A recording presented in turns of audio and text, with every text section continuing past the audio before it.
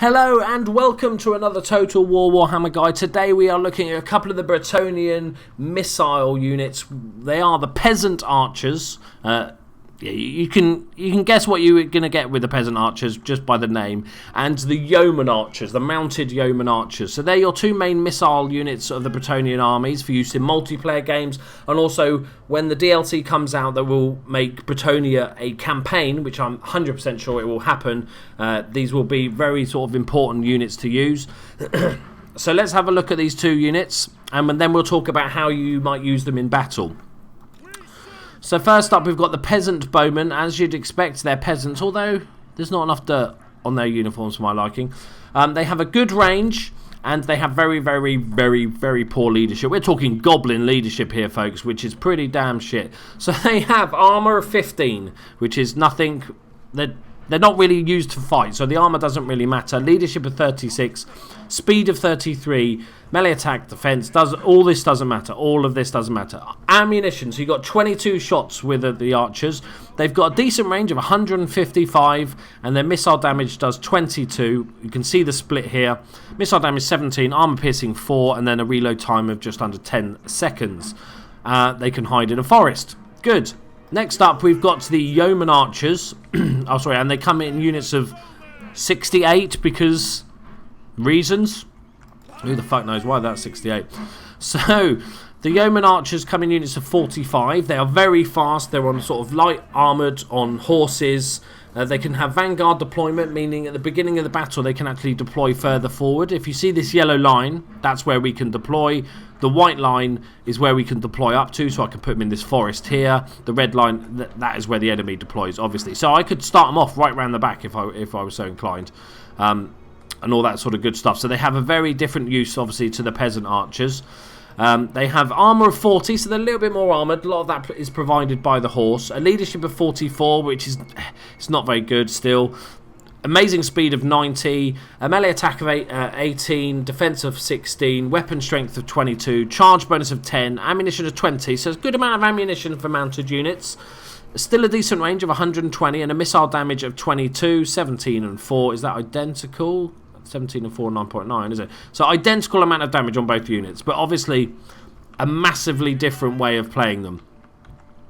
So we're going to just set up a little mess about battle here, not to really sort of do anything useful, but just more to check out and talk about how you use them in a battle.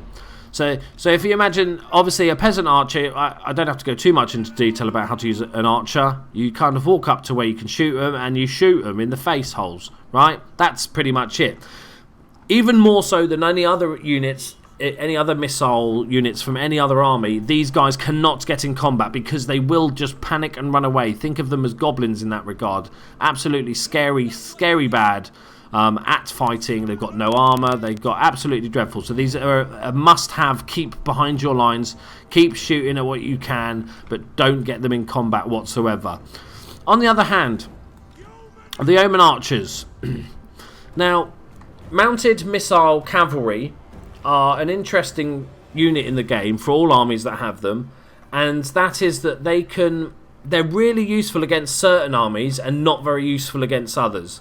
So, for instance, against the Dwarf army, the mounted unit's fucking awful. Because as soon as you get remotely in range to maybe fire a few shots, you've got 600 dwarfs with guns and crossbows and cannons and stuff like that will just mow you down. And because of their low leadership, they don't have to take much damage before they basically shit themselves and run off.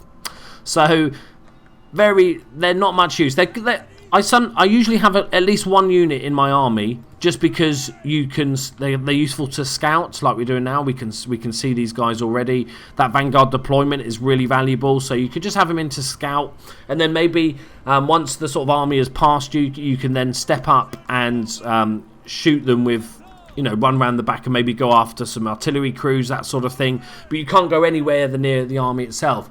On the other hand, if you get in a melee heavy orc army, or vampire counts is obviously the perfect one, then these units are invaluable.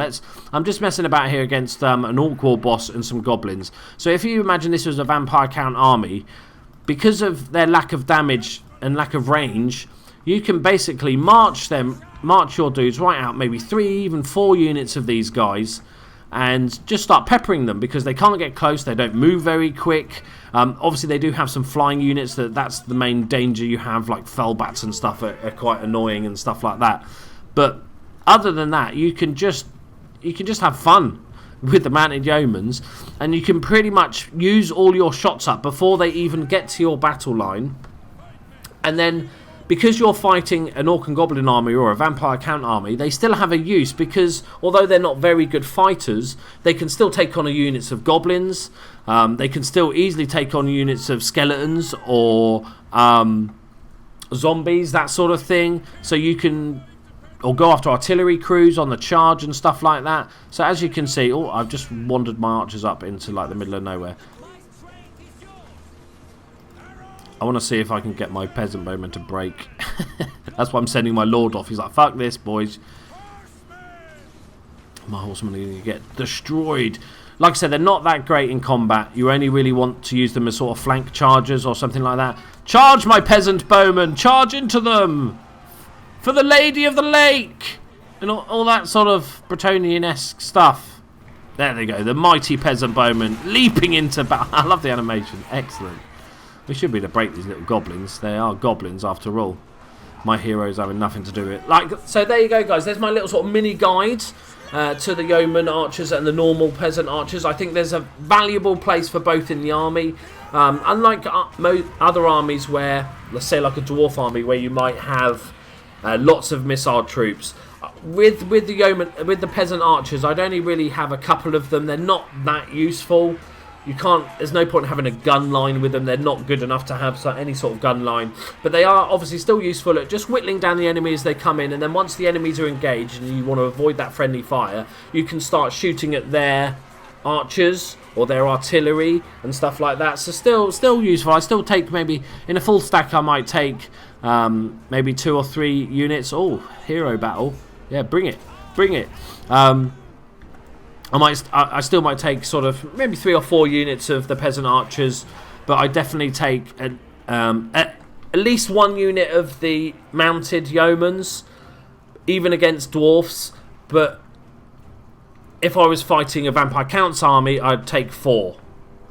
You know, at least. I think they're really useful units against those armies that don't have the missile.